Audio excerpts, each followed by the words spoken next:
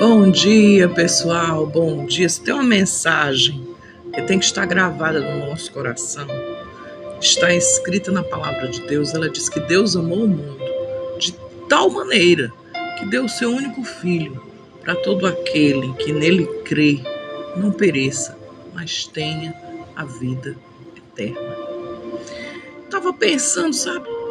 As pessoas estão querendo esticar a vida, os dias de vida, com mais saúde, com mais vigor, e aí começam a cuidar do corpo, da mente, mas esquecem um pequeno detalhe: a sua alma. E aí a palavra de Deus nos dá um recadinho do coração, de que adianta o homem ganhar o mundo inteiro e perder a sua alma. De que adianta o homem ficar bonitão, todo esticadinho, se o fim será o mesmo. E se a gente não cuida da alma, como que essa paz tão procurada vai chegar ao nosso coração, à nossa mente, e vai trazer o que nós necessitamos para sermos felizes? A gente quer ser feliz, a gente quer triunfar, a gente quer ter sucesso, mas a gente esquece de cuidar da alma. Eita glória! Você tem cuidado da sua? Você tem conversado? Sabe, o salmista, Davizinho, conversava muito com a alma dele. Aí tem um texto: porque te abates, ó minha alma. Eita glória! Isso era um papo que Davizinho estava batendo com a alma. A sede por Deus, o salmista compara a própria alma a uma corça que suspira pela corrente das águas em um lugar seco. Ela está num lugar seco e ela deseja, a minha alma, sabe, a minha alma deseja. Em momento de dor, o sofrimento era tão grande que as lágrimas viraram o alimento do seu dia e de noite, de dia e de noite. A zombaria, os adversários: onde está o teu Deus? E aí ele tinha um diálogo interno, ele contemplava a própria alma dele e fazia perguntas para ela. O autor sente tristeza e conversa com o próprio coração e questiona o motivo de tanta perturbação, de estar fora do rumo. Mas a esperança ativa a resposta para o abatimento e não a negação. Ele não nega que está sentindo dor, mas ele decide conversar com ele mesmo, evidenciar o que está precisando ser corrigido, pedir a Deus ajuda para que ele possa superar aquele momento difícil. E aí a parte que eu mais gosto: eu ainda o louvarei. Oh Jesus! Mesmo a alma ferida, o salmista escolhe crer e voltar a louvar a Deus, que é o auxílio e a salvação da sua vida. Aleluia! Uma mensagem de esperança, mas tem uma mensagem, sabe, que impacta o mundo. É quando nós temos convicção da nossa salvação.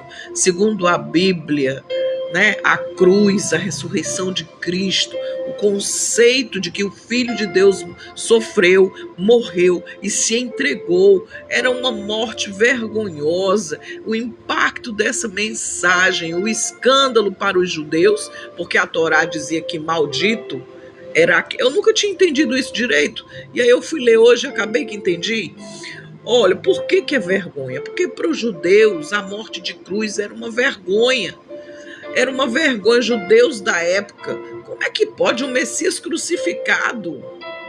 Era um desafio, era uma ofensa para eles, inimaginável. Não se podia pensar nisso. É uma contradição insuportável a crença deles. É loucura para os gregos e romanos. Sabe por quê? Porque a cultura grego-romana valorizava o poder, o status, a força física, a sabedoria intelectual. e deuses imponentes, cheios de glória, e a glória reinava em Roma. E como é que eles iriam se submeter a um Deus tão fraquinho, né? Fraquinho na cabeça deles. Então era uma loucura isso, proclamar um Deus que morreu na cruz. A forma de execução mais humilhante do Império Romano. Parecia uma tolice acreditar em tudo que eles estavam vendo. E a inversão de valores. O cristianismo chocou ao ensinar que o primeiro deve ser o último. Chocou quando os fracos são exaltados e o perdão deve ser dado até mesmo para os nossos inimigos. Você já parou para pensar nisso? Eu quis desistir tantas vezes de fazer o devocional porque eu focava em quem estava assistindo, em que eu gostaria que assistisse.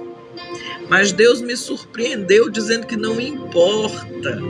Importa que a palavra seja pregada, porque a seta quem lança é o Espírito Santo.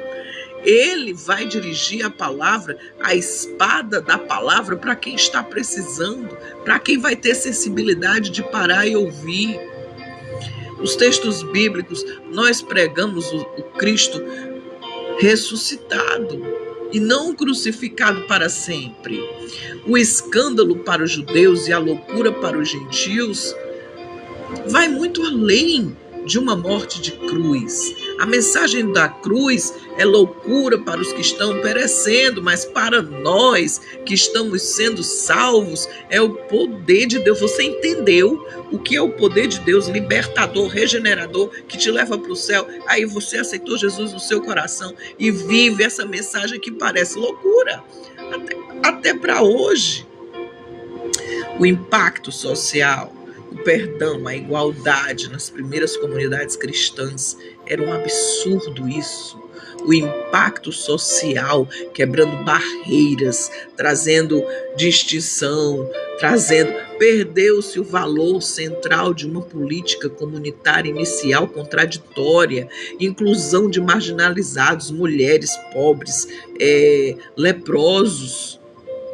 Todos foram trazidos, os pobres marginalizados receberam dignidade e papéis ativos nas reuniões das igrejas locais. Eita glória! Inclusão de marginalizados, a prática do perdão, a solidariedade, criando elos, vínculos emocionais, as pessoas se amavam, o cuidado uns com os outros, os grupos compartilhavam recursos, cesta básica, tudo que fosse necessário para sustentar quem precisasse, viúvas, órfãos, necessitados. Foi ensinado isso no cristianismo, isso era um absurdo, ainda é até hoje um absurdo.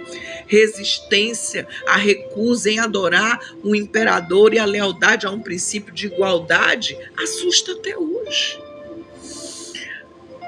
Criaram-se tensões internas, externas, de todo jeito, mas fortalece, diante de tudo isso, um novo credo, uma nova crença, um novo jeito de ser feliz e a presença de um Deus que não aparecia mais de vez em quando.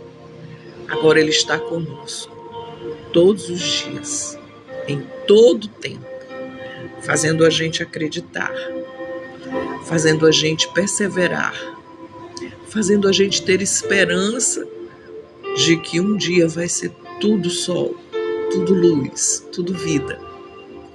E é por isso que eu não desisto de nós, de mim e de você, todos os dias, orando, falando, calando e estando certa de que o meu Redentor vive e por fim se levantará. Amém? Que Deus te abençoe, que Deus te guarde, que o Senhor te ilumine nesse dia chamado hoje. Deus te abençoe. Beijo no coração.